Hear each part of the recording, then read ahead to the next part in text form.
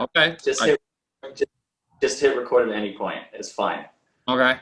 I mean, we're live. We're going now. We're going? Oh, good. That's great. Hello, everyone. If you've had the misfortune of clicking on this, this is, and Gavin's already drinking, so that's good. It's kombucha. It's okay. It's a professional drink. Yes, good. Yeah. So this is better luck next week. And we say that because, as we say, the misfortune of clicking on this, it'll be better to listen next week every time, right? Every following episode will be better than the last. That's what happens, right? And the hope is that basically I'm going to prove that all sports punditry is pointless. I don't know if you want to explain the premise. Well, I mean, we can talk about Skip Bayless briefly, if you'd like, and his debacle. I was just going to say about the overall premise that we've both watched a lot of sports podcasts and listened to these kind of stuff, and it generally seems like there's one guy that knows what he's talking about, and the other guy that just makes completely uninformed decisions. So I think Jared's going to make the informed decisions because he's going to look at stats. He's going to think about it. He's going to look at how the season's going. And I'm going to make gut decisions. I'm not going to look at anything. I'm not going to do any research. I'm just going to go with my gut, watch the races and watch the games, and then go from there. So that's about it. So. And we'll see how it all unfolds, right? Yeah. Based on how informed your gut actually is or not. It's pretty good, especially on Mexican food. So with the Formula One, that's where we want to start, right? We both watch that fairly regularly. My whole family's actually quite into it, to the point where, I mean, did you know that my Nana watches now? I didn't know. Yeah, so my uncle, who was like turned off of sports for most of his life, basically, sat down with my Nana, who had started watching it herself because she wanted something to talk about with my dad. Yeah. And he was like, wow, this is pretty cool. And now that's a whole family event every weekend. We watch the race. I don't know what's happening tomorrow with the Magella race, but I assume most of us will be watching it together at some point. Yeah. I know I will be, and obviously you will. And we'll start with, I mean, Hamilton's on pole again. Are we surprised? No. It's kind of, it made me laugh because if you're in the shoes of Valtteri Bottas right now, you've got to seriously start looking at what you're doing, because every opportunity Mercedes have tried to give him the preferential strategy and basically make it seem like in Mercedes there's not a number one and a number two driver. There is. We saw. We know there is. Yeah, we saw a couple of races ago. Bottas was on pole. He had the preferential strategy, and Hamilton still beat him. I mean, you can say what you want about Lewis Hamilton as a driver. You can say what you want as him about a person, but he is able in qualifying just to turn it on. I mean, I think we were saying before, it's now his 93rd podium, which is something silly like 30 more than Michael Schumacher. So, yeah, I'm not surprised. But if you're Bottas too, I mean, you've already announced that you're going back to Mercedes next year. Yeah. Are you reflecting on that now and going, well, you know, maybe I should have taken an opportunity with another team before those spots filled up, like Aston Martin or even McLaren, you know, before Danny Ricciardo made the switch.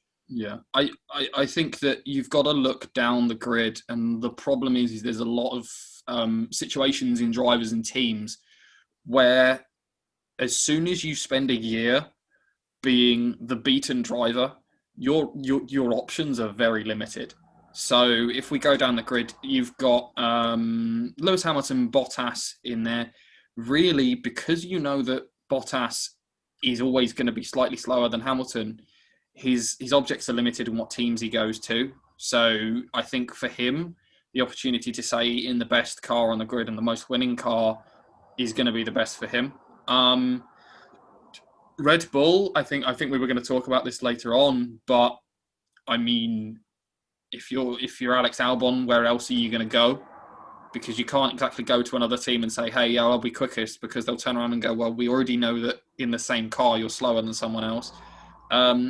And then a lot further down the grid, you've got the situation of George Russell and Nicholas Latifi. Nicholas Latifi did almost beat George this weekend in qualifying, but you look at last year with Robert Kubica, George Russell has not been out-qualified by his teammate for, I think it's something silly, like he has 100% record of beating his teammate. So it's 30 qualified. Yeah. So it's one of those things of the where could Bottas go?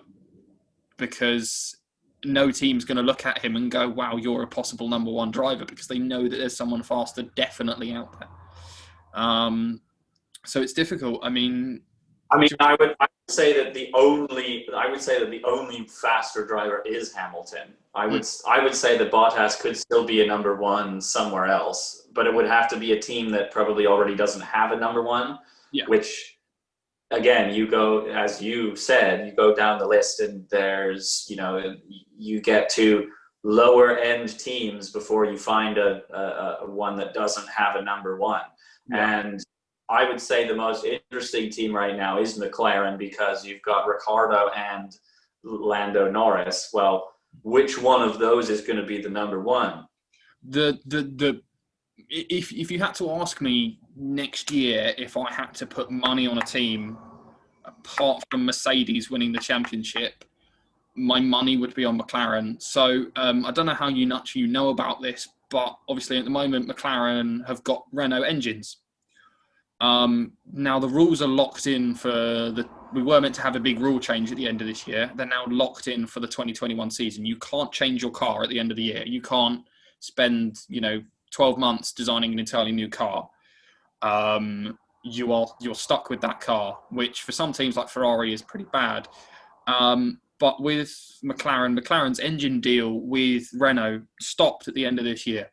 And obviously the relationship between McLaren and Renault stealing their number one driver and beating them all last year wasn't great. So McLaren turned around to Renault and went, well, can we buy engines from you for next year? To which Renault turned around and went, je suis no. So McLaren went to the FIA and went, well, they're not going to let us buy engines. The FIA turned around to Renault and went, can you let us buy some engines? And they went, je suis no. So the only team that is allowed to change their car next year is McLaren. What is I am no? It's the closest approximation to French I could come up with. I worked hard on that. Je suis no. My name is No. It was about as far as I went. So between now and next year, the only team that can change their car is McLaren. Now, the FIA have said you're only allowed to change the car as much as you need to put the engine in. Well, I'm an engineer. I could just the whole damn car. I could justify changing the entire car. So effectively, McLaren get to go into next year with everything they've learned that's wrong with their car with a Mercedes power plant. So they're going to have the best engine on the grid. They're probably going to have one of the faster cars. So yeah, I don't know how that relationship is going to go, because Daniel Ricciardo and Lando Norris at the moment, from on-screen interviews and stuff like that, have been getting on very well. So I think that the competition will be good for the two of them. I think they need to manage it very well. Because those two are going to both be up the sticky end of the grid. Lando Norris being the young gun and Daniel Ricciardo being the proven winner. If it was me personally, I would be putting my money on Daniel Ricciardo. Yeah, I think so too. I mean, Norris has been I love struggling. Lando Norris. I love Norris. Yeah. And I think he's struggled recently, right? I mean, he was 11th. He's 11th on pole in this race. Yeah. So he's fallen out of the top 10 now at least a few times now this season. He's always had a bit of a problem with going backwards, is how I felt, is that he puts in a great qualifying performance, and then you watch the race, and admittedly, this year he has improved, but last year he would have a great qualifying improvement, and then he would just go backwards. You just watch him, and he'd just be overtaken, and then overtaken, and then overtaken, and just like, what's going on? And I've still yet to see a race from him where I've seen him dramatically go forward. Yes, he had the race last weekend where in the melee he was able to pull an absolute worldie of a move around Bottas. But and what I hope, I mean, just to jump away from Lando specifically, I really hope that we have a race like last week, because I don't want to fall back into the monotonous, so Hamilton's won again, and it is wonderful. It's fantastic that Hamilton is this good, and for everything that's happening right now. Yeah. But it's nice to have some variety. I mean, that's why F2 is so exciting, because you have like a group of 6 or 7 guys that you're like, well, any of them could win today based on X, Y, and Z factors. Mm-hmm. I mean, I think so. If we'll go through everyone in qualifying, and we'll kind of have a bit of let's do the top, top 12 or something like that. But from the midfield, everyone is in F1 at the moment is separated by about a second, apart from Hamilton and Bottas, who are about a second ahead of everyone else. So if you take those two away, you probably have quite an interesting race weekend, because anyone else can do it. But I think for the rest of this season, unfortunately, unless we start having dramatic things like red flags and stuff like that, you're not really going to get much more. But speaking of flags, we did have a yellow flag in this qualifying, which kind of was beneficial to some people, like Leclerc, who was able to jump up into 5th. Yeah. But kind of screwed some other people over, like Lando Norris. Yeah, it was a bit. It was Esteban Ocon that went off, which I've got to be honest, I would be very surprised. Still qualified 10th too. Yeah, well, it was because he was in. He'd made it through Q3. It through Q3. Hadn't put a lap in yet. But effectively pushed the car too hard coming out of turn 3 and just spun it.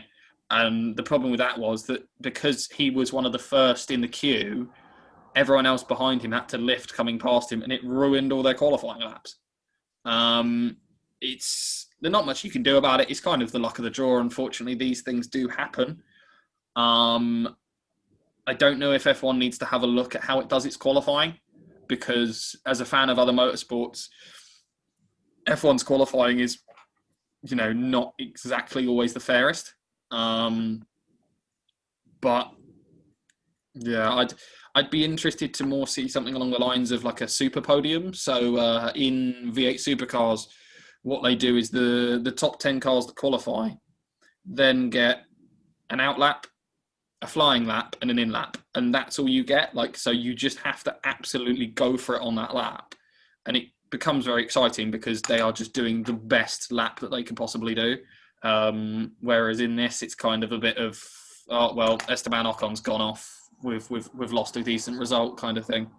Well, yeah, they all have to go around at the same time, right? Mm-hmm. No, it's a good point, because I don't understand why you're all on the track together trying to put in qualifying laps. Yeah. I thought the whole point was to do the fastest you can.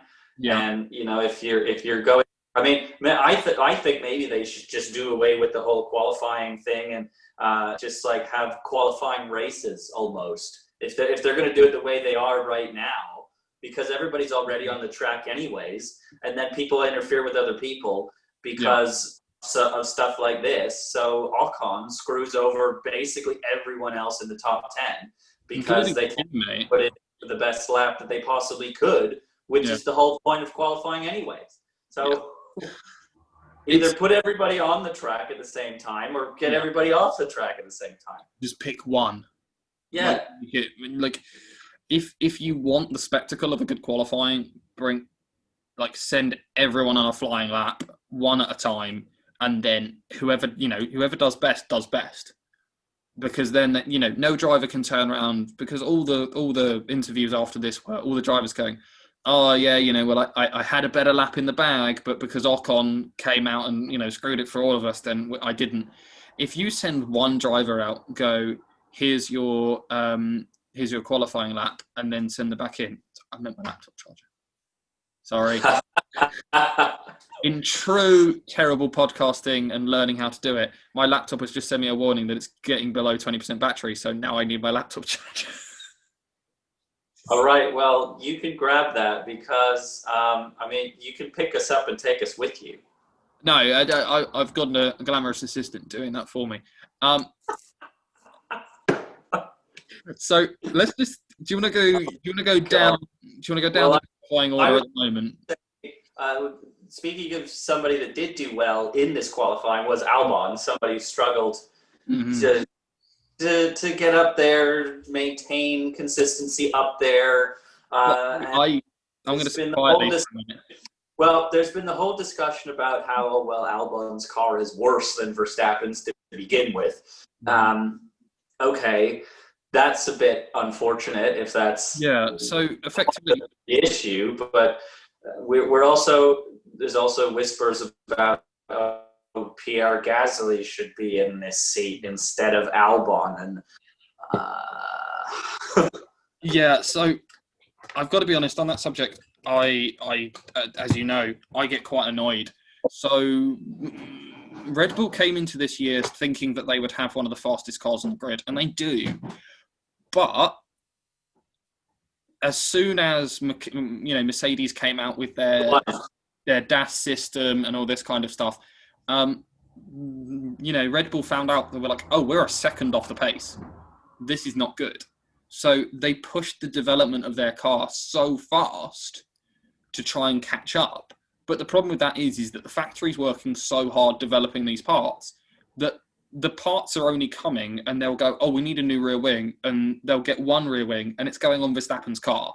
So up until I don't know about this race weekend, you've had poor Albon sitting there in interviews, obviously quite down and distraught and stuff like that, because he's 0.5 of a second slower than his teammate. And everyone, effectively shitting on him and going, oh, well, Albon's slower. Albon needs to go back to Toro Rosso. Da da da da da. And then Helmut Marko, the boss of Red Bull, turns around and goes, oh yeah, Albon hasn't had the same car all year, and all of these pundits haven't said a thing about it. You have been laying into this poor. I think he's only 22. This poor 22-year-old kid who sat there and played the good soldier and not just turned around. Like, if it was me and I was Max Verstappen's teammate, which would never happen because I'm a terrible driver, and I had a worse car than Max Verstappen, and I was 0.5 of a second behind him, and they went, well, why are you slower than Max Verstappen? I'd turn around and go, I've got a worse car. That's why. That's why I'm 0.5 of a second behind him, because I've got a slower car. Let's see, when we actually get to a point in the season where we've got the same car, what's going on? We've seen from this weekend that, okay, Max was one of the lucky ones to get another lap in, but he was only 0.4 of a second behind him this time. Now, that still seems like a lot, but we haven't actually got clarification as to whether they've both got the same car at the moment. And until we do, I don't think you can talk about that. Well, we we've seen that it makes Gavin so upset that we're going to have to put the little E on our little pod here now because he's just dropped an expletive during his little rant. I didn't know I was going to be censored. It just no. I guess we won't. We won't bother with that. We probably should have discussed that before the podcast began, Jared. If we're going to do anything. Yeah, that's. So I mean, I tend to agree with you though. Pierre Gasly is very good, and I think he's got a lot of potential to continue to climb his way up through the ranks. He had an unfortunate qualifying though. He finished 16th apparently, and that's behind Daniel Kvyat, who had he was just stellar today in comparison to how he's normally finished. He's not great. I think I think if we're looking at those two drivers, I think it goes back to the difficult thing is that obviously Red Bull have a number one driver, and that number one driver is Max Verstappen, who has a very particular driving style. The issue being with that particular driving style is it makes the car very difficult for someone else to get in and drive. Because as much as you can change some things, the car kind of has to be set up a certain way. And I think Albon's getting to grips with it. I don't think that they should just throw him away and put someone new in the seat. I think they should stick with Albon for the rest of the season because I think he's their best option. On the Gasly front, I don't think for Pierre Gasly as a driver, I don't think that going back to Red Bull would be a good move at all. Well, no, and it's disappointing. I mean, he's not consistent enough. I mean, we've gone from last week to this week. I mean, he did well last week and he ended up winning that race. And now he's all the way down in 16th and probably going to finish with very little or out of the points. Yeah. And, so you look at a guy like him and he's just not quite ready for that responsibility of, being a number two on a big team or even being a number one on a smaller team like the one he's at right now, which I always forget. Because they were Toro Rosso last year and I always forget what their bloody name is. I think it's Alpha Tauri now, but I will apologize that I called them Toro Rosso earlier. I think if the best thing for Pierre Gasly would be to move to another team, get out of that Red Bull family and move to another team like a Renault. Because I think if he moved to Renault, one, he's French, which the French, say what you want, the French team wants the French driver. They party in the streets if that happens. Yeah. And then he's in a car that, admittedly, from the sounds of it, is a lot easier to drive. And I think the pressure would be a lot less.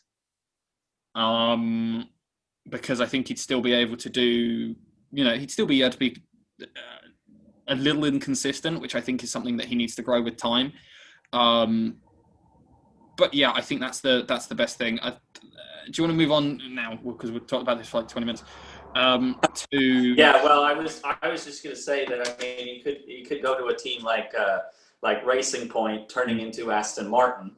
But that leaves Lance Stroll out of the picture because Vettel just announced that he's going there, and that's probably not going to happen because Daddy Stroll owns Aston Martin. Yeah. So what a move from Vettel to put a bit of a bad thing on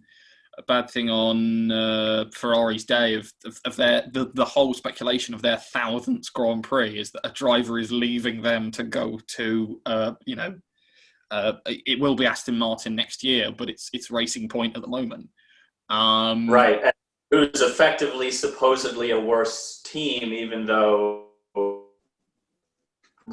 Racing Point has been out qualifying Ferrari for most of the season. Yeah. I don't know on that subject. So I don't agree with Racing Point getting rid of Sergio Perez. If I'm brutally honest. It really sounds like it was their decision, not Perez. I thought earlier in the season, that Perez had said, "Yeah, I'm staying." Yeah. So the stuff leading up was Perez had asked earlier in the year. He was like, "Have I still got a seat? Is my job secured for next year?" And they went, yep. And then he asked again, he went, yep. And then obviously it came out that Vettel was leaving Ferrari at the end of the year. And he went, is my seat still okay? And they went, yep. And then apparently the start of the weekend, they went, hey, Vettel wants to announce that he's coming to us next year, so you're out of a job next year. Wow. Which, on the front of, that guy, as much as we can get into the Lance Stroll argument, I don't really agree with the fact that a lot of people turn around and go, he's not got any talent, because to get to Formula One, you have to have a Formula One super license.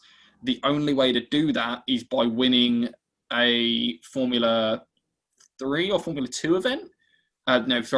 Season. He did win a season of Formula 3. So that's what gave him his super license. So he's good enough to win at that level. But the question is, would he be in the seat he's in at the moment if it wasn't for the fact his dad bought the team? If you've got, he's held the seat for the last 2 years before his dad bought the team. Yeah. So, and for me, he was a bit crap the last couple seasons, but Racing Point as a whole was a bit crap. Yeah. Now they're both of them qualifying in the top 10 for, I think it's only been one or two other races where the two of them haven't made top 10, or at least one of them. Definitely. So they've upped it. So the team has upped the car, and the drivers have upped themselves as well. Yeah. Particularly Lance Stroll, I think, who has outqualified Perez more often than not. Yeah, that's true. My question on this subject is that if you're Racing Point, now obviously we can't argue about Sebastian Vettel's previous CV because he has won 4 world championships. If you see that how this year's going with Leclerc and Vettel, if you're Racing Point, are you a little bit worried about the guy you've just decided to invite into the team? I don't think so, because Vettel demonstrated his utter perfection of driving when he took that Ferrari without brakes all the way around the track, and it stopped right in front of their pit lane, of his pit spot. Yeah. Like, how do you even do that? That's I don't know. But the one thing we've got to look at, Jared, is Charles Leclerc qualified 5th today, and then Sebastian Vettel was 14th. Yeah, he's just not. He just doesn't have the. I almost wonder if it's the car. We talk about cars that are difficult to drive. Hasn't Vettel complained that this car is difficult for him to drive? Mm-hmm. I mean, it's. I think I've seen clips of that on his radio going, the brakes are gone, something's wrong, this sucks. Yeah. Right? That brings us to, I think, another subject we wanted to talk about was that racing drivers need to stop publicly shaming their teams over the radio. I know we were going to say it was going to be like one of the... Slandering their teams. It's just like this is shit. Yeah, we were talking about... we were talking about this before the podcast. It's not like the things that are being said on the radio are going to affect the race result. Now, if you're driving along and you turn around to your team and go, hey, I don't think the soft tyre is a good option, let's go for the mediums.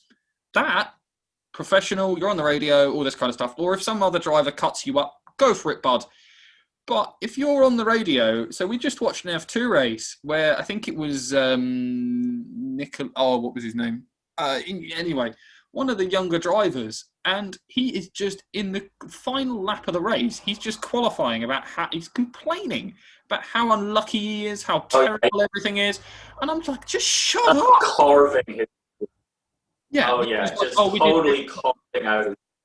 Yeah, he's just like, we did this wrong, we did that wrong, da da da, and I'm like, I get that you're pissed, but wait until you're in the office with the rest of the team and act like a professional and have that conversation there and then.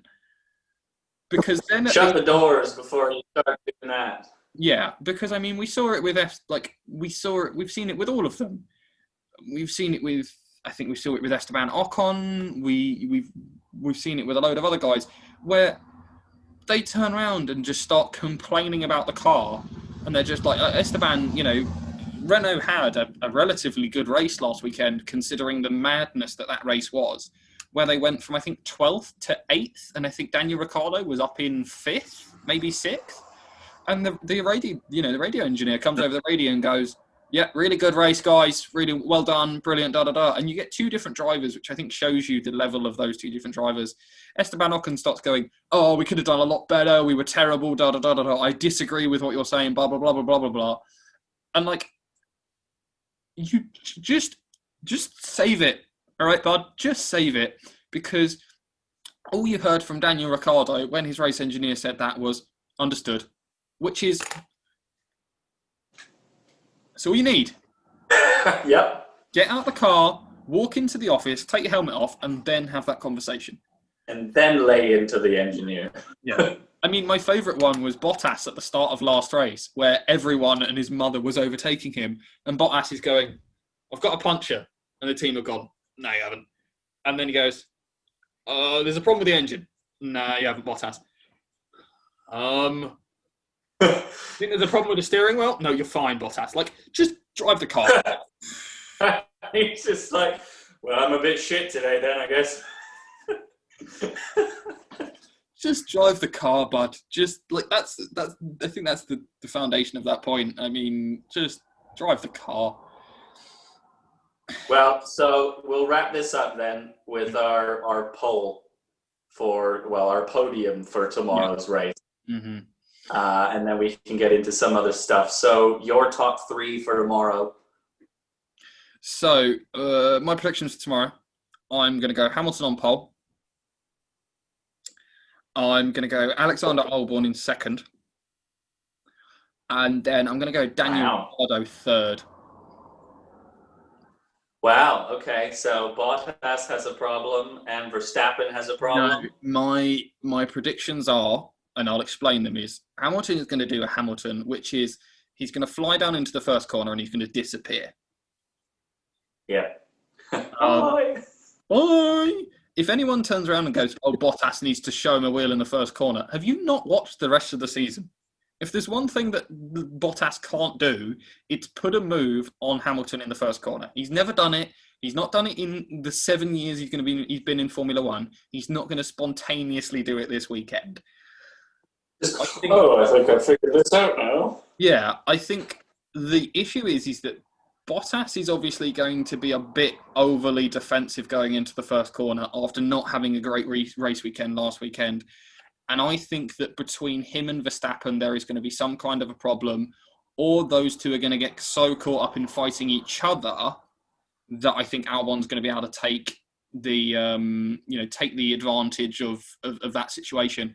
And then the last one with Daniel Ricciardo, I think in the last race he showed he's got great race pace. With the engine modes being locked, it means that he has the ability to move up through the field.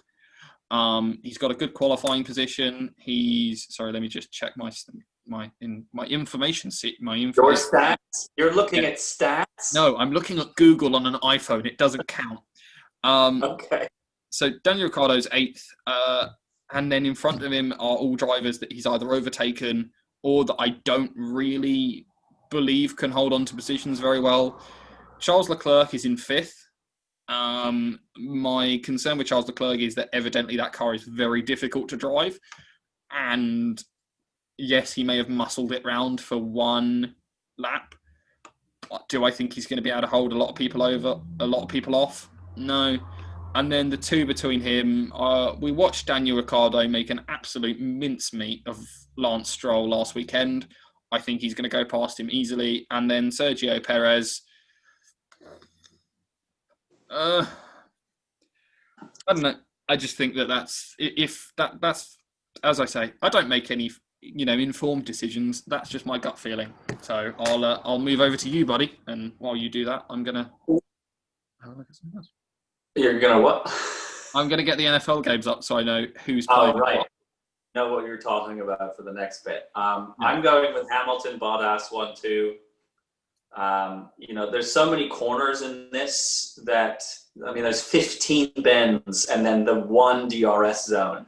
I feel like the one DRS zone is going to allow Merck to just blow away from everyone. Exactly, right? Their breakneck speed down straight is faster than everyone else. So the fact that there's only one and it's up at the finish and it's so long, I think that, that they handle well in corners. Bottas and Hamilton are just so, at all of that.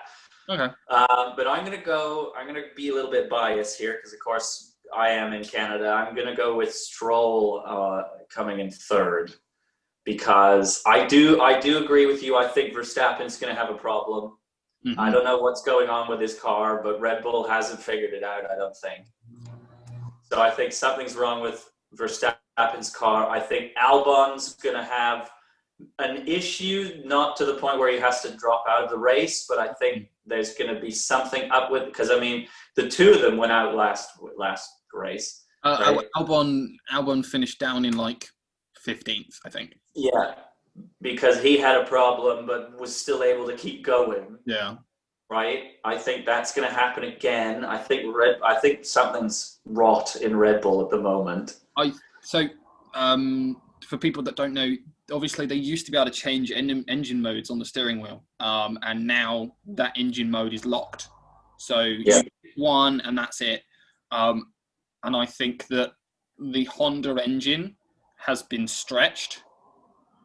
And I think that they were compensating for that a lot by being able to change what mode it's in.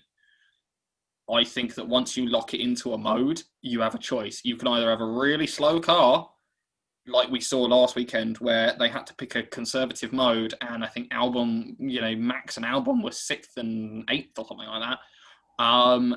And then during the race, they were nowhere. Okay. Cool. Well, we will talk about that further next week when we come back to it. Yeah, because what we're doing is we're writing all of these down, and we're going to do it for the NFL as well. We know it's midway, past the midway point now of F1, right? Yeah. So we're going to keep track of our predictions up until the end of F1, and we have our fantasy pool as well, anyways, that I'm beating you with both of my teams in. Last I checked. And that's so we'll keep an eye on our predictions and kind of see who owes the other case of beer. And the NFL will be the same, which we'll start with as well, because we had our first game already, the Chiefs and the Texans. That was a good game, to be honest. The Chiefs kind of dominated, and I think we all expected that because Deshaun Watson no longer has a number one receiver. And I don't know why the Texans decided that was a good idea to get rid of the one receiver that your running quarterback is most comfortable throwing to. You had DeAndre Hopkins, who is always in the conversation of the top 5. Oh my God, he's phenomenal! Yeah. Why would you get rid of him? I don't get it. He's not too much of a prima donna either. He's not one of these guys that's turned around and gone, hey, I want, 20 million a year, 30 million a year. Greatest, give me 45 million. Yeah, I think the contract that he was on when he moved to who's he with now? Arizona. The contract he was on when he moved to Arizona was reasonable. It's not hurt them too much. Well, Arizona's a million times better immediately. Yeah. That's I think that the Chiefs are going to be a very good team for the next 5 to 10 years at least. I don't really see anything stopping Patrick Mahomes. I don't know how he does these things. I think the only thing that's stopping the Chiefs in the long term, which I think they've already started to kind of weigh in on, is money. You've got Patrick Mahomes having a mega contract, and then all the other guys on those teams are going to want a mega contract. So I think they might get a little bit stuck there, but I think this is kind of what you're going to see from the year from the Chiefs. I think it's just going to be, an over-domination. I did watch a lot of the games. The game. I think I know a lot of people kind of, when they heard, David Johnson in exchange for DeAndre Hopkins. David Johnson is a very good player. I wouldn't put him at the same level as DeAndre Hopkins. No, I mean, he's good. He's good running back, but I mean, the guy only had 77 yards on 11 carries. That's what, 7 yards? No. Look, I don't do the stats here. 7 times 11. To make uninformed decisions. That was the 7 deal. times 11 is 77. So that's if you had 11 carries, that's 7 yards per carry. It's not great, is it? No, you're not even getting a first down. No, yeah. Okay, well, let's go through. Yeah, let's do. Well, how much time do we have left? So. Yeah, I know I'm the host, but we've got a funky setup at the moment because my laptop is indisposed. So Gavin's one recording. Where does it show me how long we've been recording for? I should be at the top. Oh, he's got no idea. So it says recording. That's good. But it doesn't say you've been recording for this amount of time. Okay. It's supposed to tell you how long we've been recording for / how long we have left. But that's good. Look. Well, if it ends, we know why. If the podcast ends spontaneously, it's Jared's fault. Perfect. Because it's my fault because I don't have my laptop, right? Yeah. Because we decided that we were going to do a podcast with 48 hours notice, and I was banking on his professionalism. I want you to know that there's like a bowl of chips next to me, and for the audio listeners... you haven't touched them either. I haven't touched them. I want that on record, that the level of professionalism... One, I'm wearing a green low-neck vest. And I was about to comment.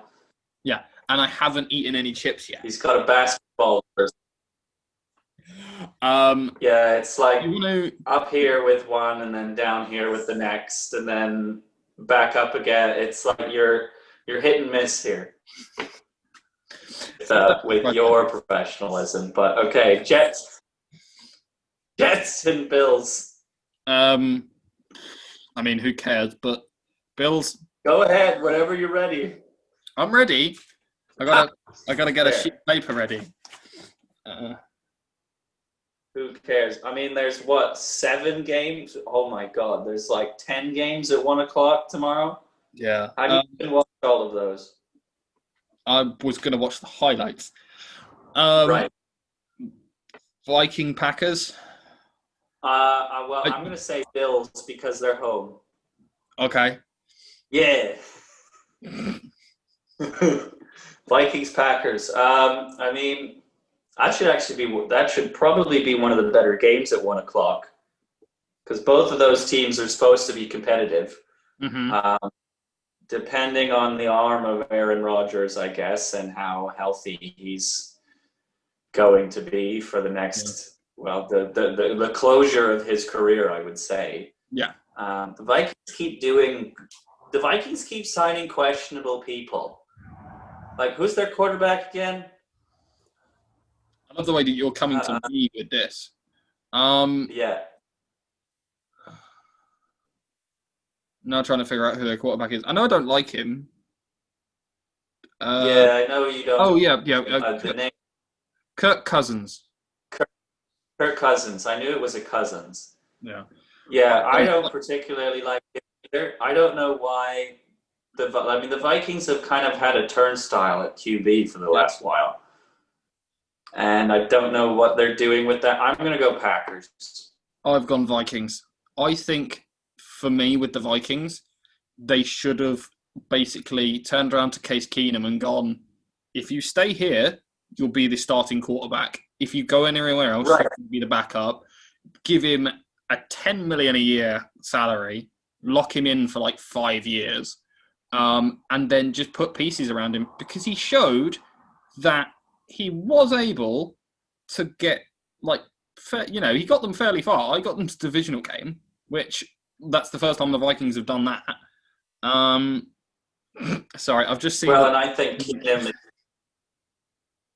what? I've just seen that. I was scrolling down, and I've just seen that formerly the Washington Redskins, are now just Washington. W, yes. Yay! I just think that Case Keenum's better than Kirk Cousins to begin with, so that's why I've gone Packers. I think they're a better built team. But yes, Philadelphia and the W, because they made this decision so spontaneously because Dan Schneider was like, I'm sticking with the Redskins no matter what. Oh, just kidding. I don't want to be a complete racist. So he's gone and changed this, and they're now the Washington football team. I guess there was nothing better they could come up with in a city of Washington that has an incredibly long-standing history of, being the place where the president hangs out and stuff. Couldn't come up with anything better. Anyways.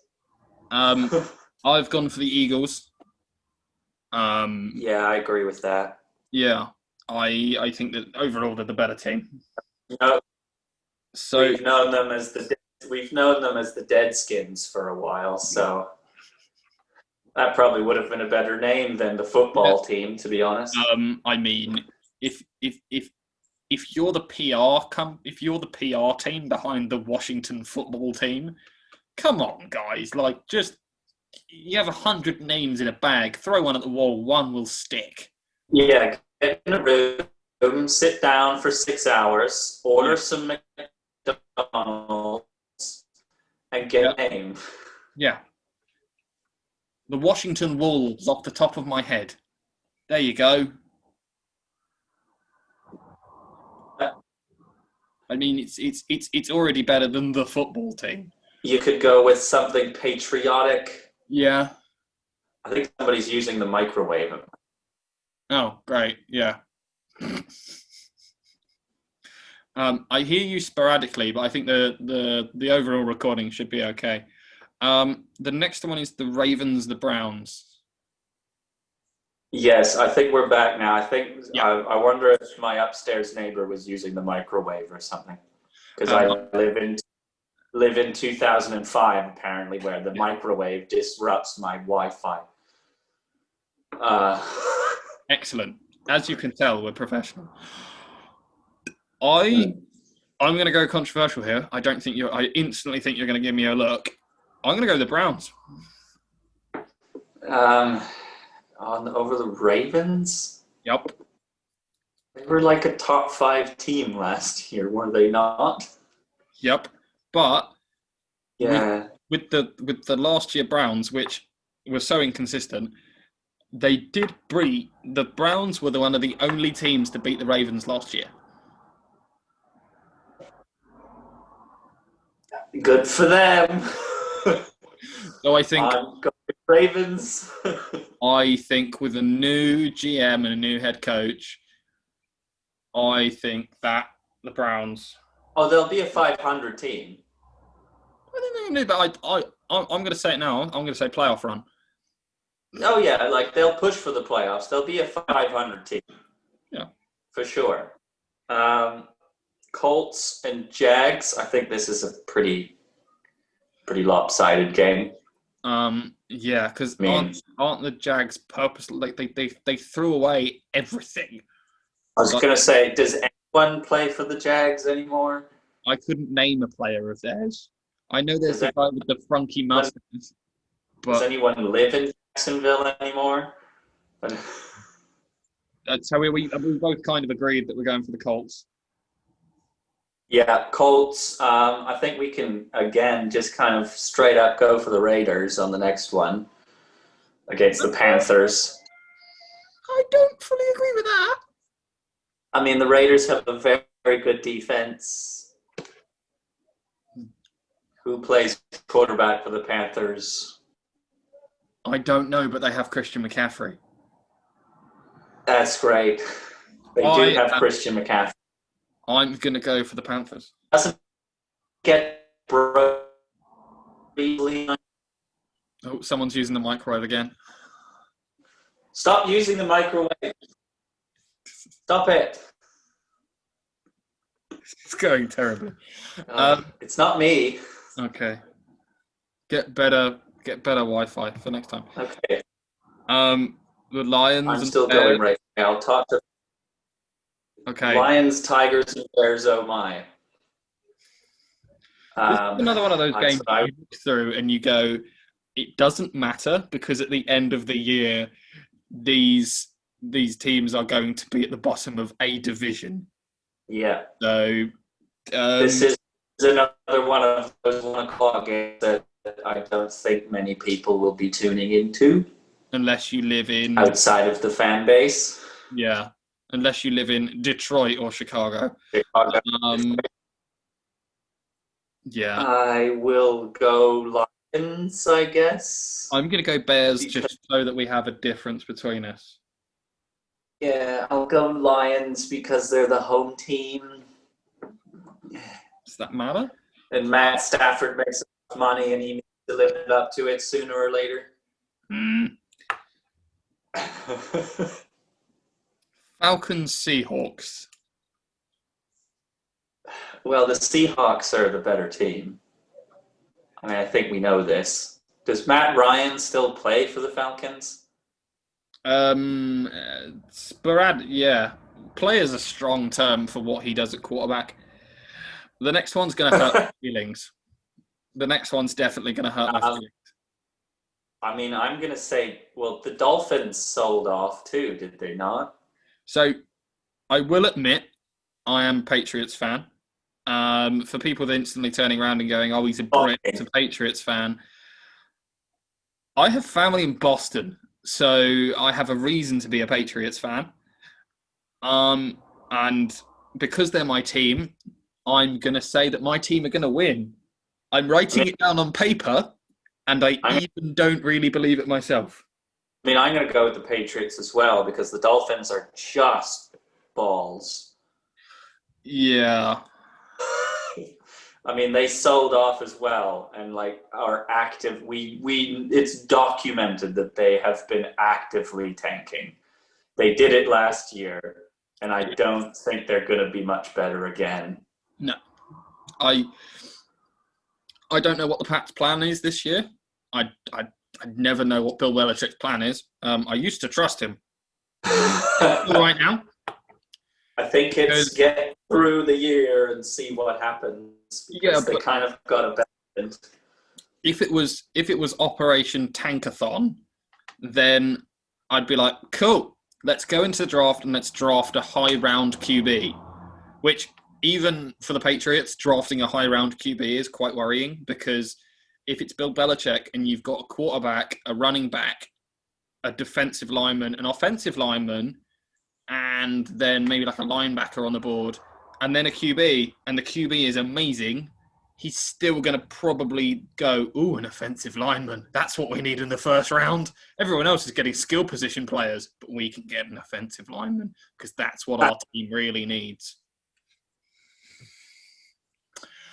Look at this 380-pound tank. Let's put our offensive line immediately. Yeah.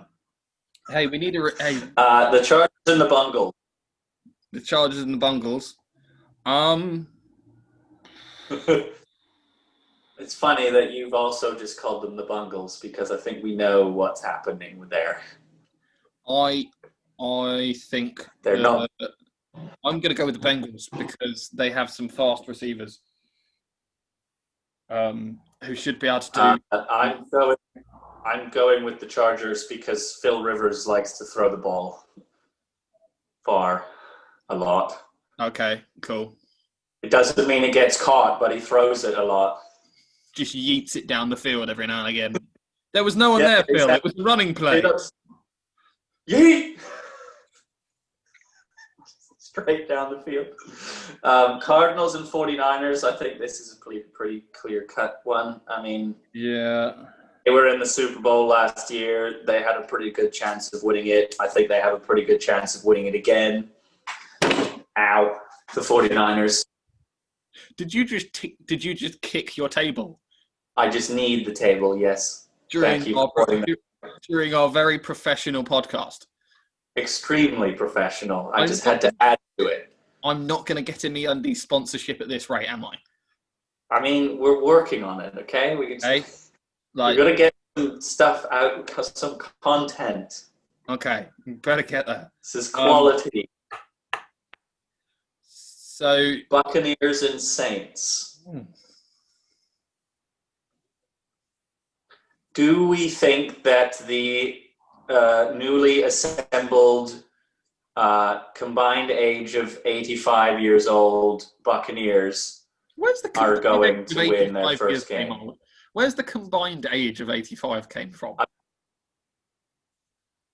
Tom Brady and Gronk are both older than the rest of the league. Well, that doesn't matter for Tom Brady. It's never mattered for Tom Brady. No, I'm just saying. I'm just saying. Are they going to come in and win their first game against a bona fide team like the Saints or not? I think that Tom Brady has been without weapons for quite a while. And I think that he'll do very well. They added Leonard Fournette, so they've got a run game. I'm sorry, I just think the Buccaneers are just gonna dominate this one.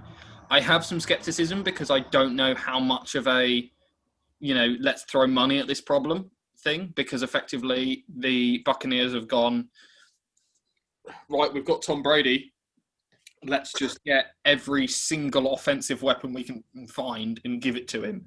I mean, they had their wide receiver combo last year was one of the best in the league. So you've got two wide receivers out there that are both 1,000-yard-a-year wide receivers.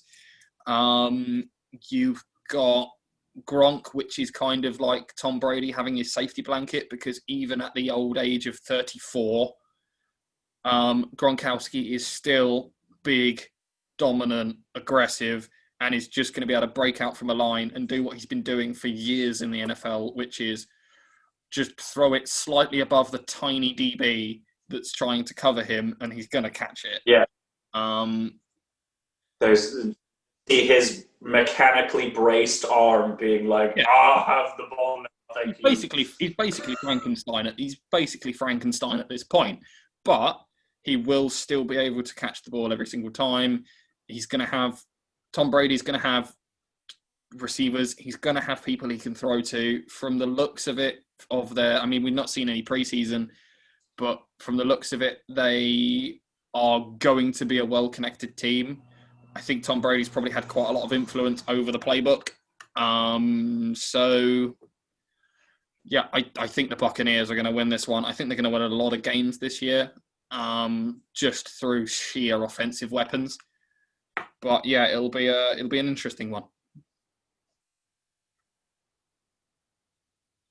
Well, the Buccaneers' defense is what concerns me, and because they have such a game against, they have such a formidable foe in their first game, I think they're going to lose. I think it'll be a close game, but I think they will be defeated because I'm not too sure that they're going to have everything clicking right away offensively. Because, again, as you say, this is kind of we're just going to throw everyone together. Best quarterback, best this, best that, boom, go. And I think this will be a high-scoring game because I think the Saints' defense is going to get picked apart by Tom Brady because that's what he does. Yeah. But I think the Saints are going to do the same because Tampa's defense is just not if they had thrown a bit more money at it, I'd be a bit more confident. But they decided to throw all their money at their offense, and so we'll see. But I do think it'll click eventually, but just not right away. Okay. Cowboys, Rams. Cowboys. Yeah. Cool. Steelers, Giants. Oh, this is the Monday night now. Steelers, Giants. I'm gonna go with the Giants because I just don't like the Steelers. I mean, I can, if you want, Jared, I can dictate you the entire Giants playbook right now. Do you want to hear it? Yeah. Shaquan go left. Shaquan go right. Shaquan go down the middle. Shaquan run and then catch the ball. Shaquan run and catch the ball on the other side of the field. There you go. That's it. Awesome. They have a Let's man. do it. They have a man who has thighs the same size as most people's upper body. So yeah, I'm gonna go Steelers for this one. Yeah, remember at the beginning how we said that you're the one that's going to be making gut decisions and I'm going to make the informed ones? Well, I've just gone and thrown that out the window.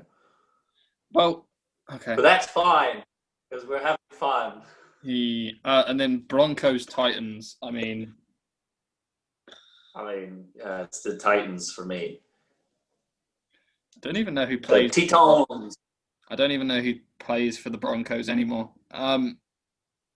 Well, Joe Flacco does, I believe, or he used to at one point. Well, see, because now you've made it difficult for me, Jared, because I want to go against the opposite of what you've gone for, just so that we can create an argument. But I hate Joe Flacco. Yes, I know you do. But I'm still going to go for the Broncos. I believe he's with the Broncos. This is the kind Joe of Flacco, blah, blah, blah. Oh, no. Joe Flacco plays for the Jets. You're fine. Okay. He's become that relevant that we don't know where he is anymore. He was never any good. He was never any good. Those people. He was. No, he wasn't. Those people that turn around and say, "Oh, Joe Flacco, Super Bowl winning quarterback." No, he wasn't. Yeah. All right. Yes. He won the Super Bowl. No, he didn't win a Super Bowl. He personally didn't win a Super Bowl, right? The defense on that team, which was the number one rated defense for 2 years in a row, won that Super Bowl, okay? The defense won that Super Bowl. The offense just managed to score enough points to keep them in it. I've just seen So Flacco, Flacco was the Ravens, and then he went to the Broncos last year, and the Broncos were like, "Nah, mate." So now he's with the Jets, apparently. Yeah, the slow spiral. Anyway, so the Titans. I've gone for the Broncos. Okay. I can't explain. I like the Titans. But yeah, I'm not going to explain my. Well, yeah, I mean, Jay. Oh wait, no, that's the Texans, isn't it? J.J. Watt with the Texans, yeah. Right? Yeah, we're really informed about this stuff. You were the one that's meant to be informed. You're running all of this. You're a professional, like. Yeah, but there's NHL playoffs happening right now. Okay, well, let's talk about that then. And the Raptors and the Raptors just got eliminated in Game 7. Is that Pardon? Is that baseball? No, basketball. Okay, well, Jared, what do you expect? Oh God, yeah. The North American sports don't work for you other than the NFL. No. And even then, it's a stretch. A question that one. Yeah. Yeah. So we can discuss the NHL playoffs if you'd like. I mean, let's I go. Guess you still don't know how much time we have, eh? Nope. Don't know. I am going from the fact that you joined the call at 6:10. That we've probably been going for maybe 30 minutes. So I was going to say 10 minutes of the NHL, of which I'll probably just sit here and nod. Well, completely. For me, it's 1:45. For me, it's 1:45. Okay. What time did you join the call? Did you make a note of that? No. Did you make any effort to be mildly professional at this point? I mean, it's kind of falling off the rails from the beginning. So think the so. next episode of this podcast, Better luck next week, right? Yeah, Jared is going to have his shit together. I'm going to try and stop swearing as much, and Jared's going to pull his finger out. Okay, we're 2 for 2 now. We're even. You probably didn't even notice my 2. Other people will. Yeah. So yeah, I mean the NHL playoffs, they've been pretty good. I've enjoyed them. I like the fact that 3 of the 4 round robin teams are in. That means 3 top teams are still playing. That's what we like to see, because the NHL loves to do this funny thing where they knock out all of the good teams and go, oh, look at all of these mediocre teams that decided to catch a heater at the right time. And you're like, oh, great. Yeah, but they were like 7th. And now they're going to win the Stanley Cup. Hey. This is this super playoffs thing that they came up with, isn't it? Which is where they've taken, like... 24 teams. Yeah.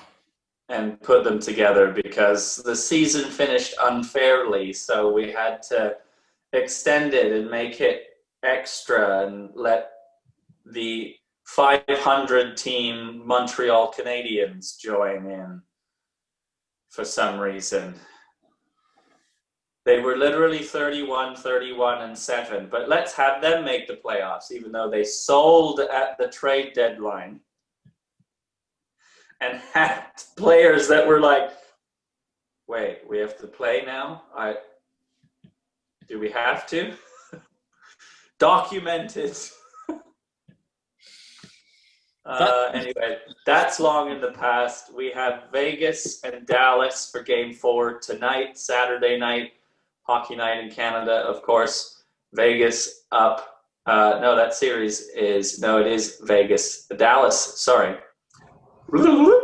Dallas is up 2-1 in that series at the moment because of an overtime goal from Alex Radulov in Game 3.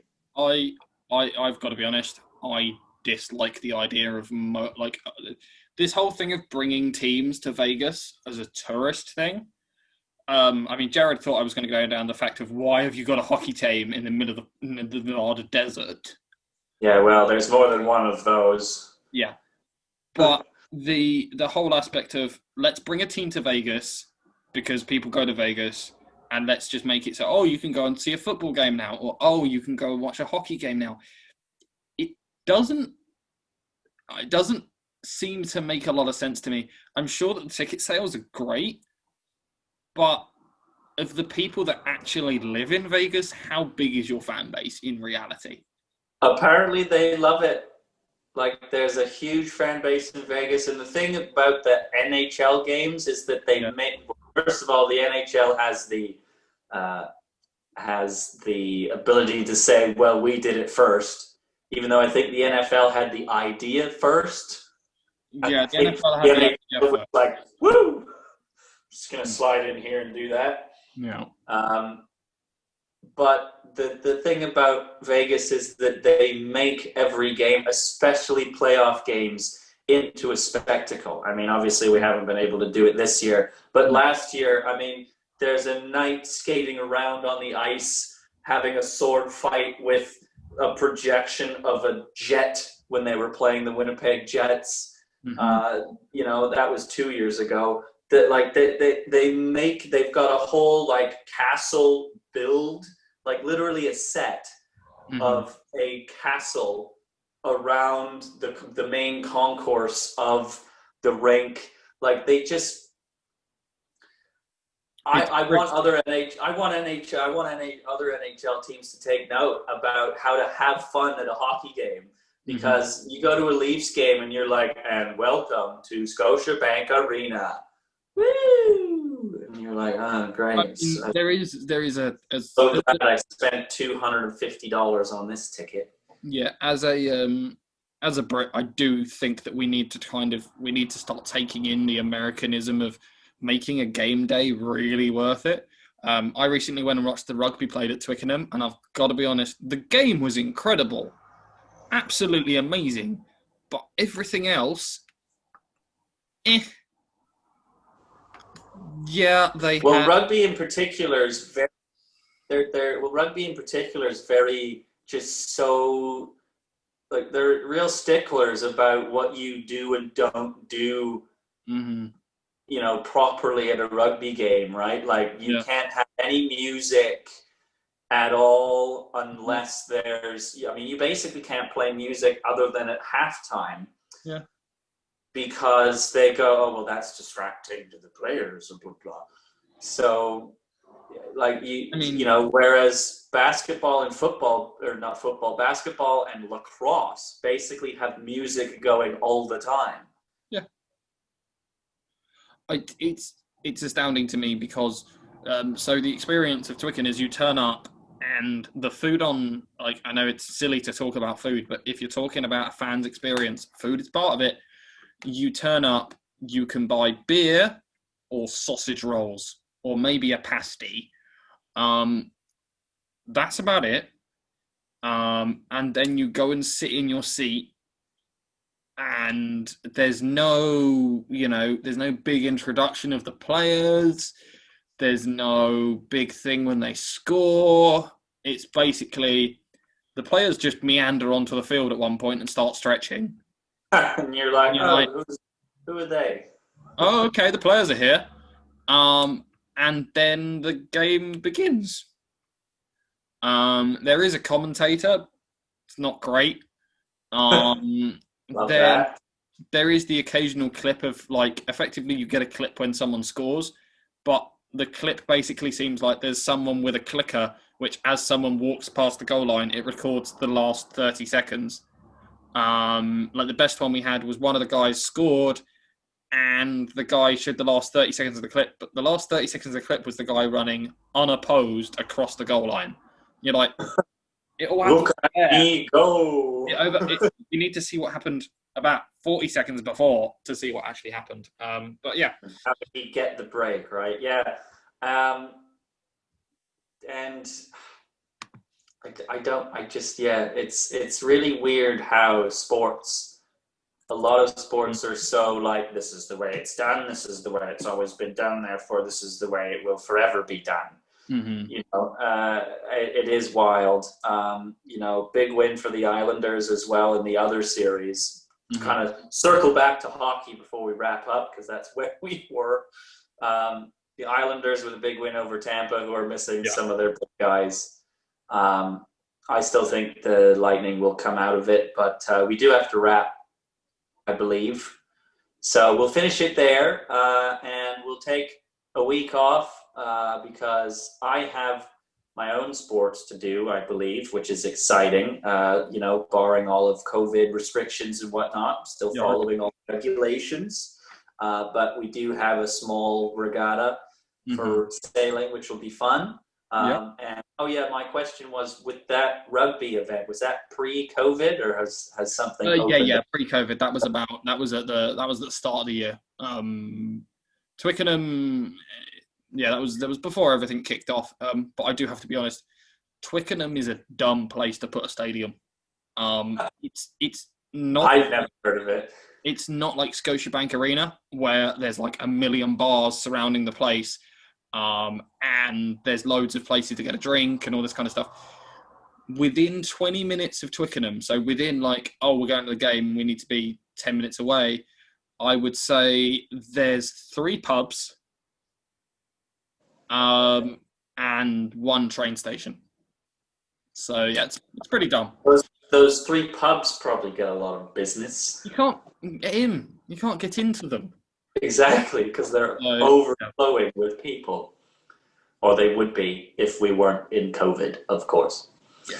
So we hope that all gets resolved, and we hope that we can continue, and we'll see what happens tomorrow in the F1. We'll see what happens tomorrow with the boatload of NFL games as well. Yes. And what carries on. We'll be back in 2 weeks because there is no F1 race next weekend. No. And so we'll take a look at what's gone on the last 2 weeks of the NFL. Yeah. And we might have a Stanley Cup final to talk about by then, too, if we want. I might watch that. Ooh, yes, you should. I hope it's Tampa, Vegas. Mm-hmm. but we'll see. Dallas, of course, being up in that series, I don't know. But regardless, he's Gavin. I'm Jared. This has been Better Luck Next Week, where we hope you will all have better luck next week.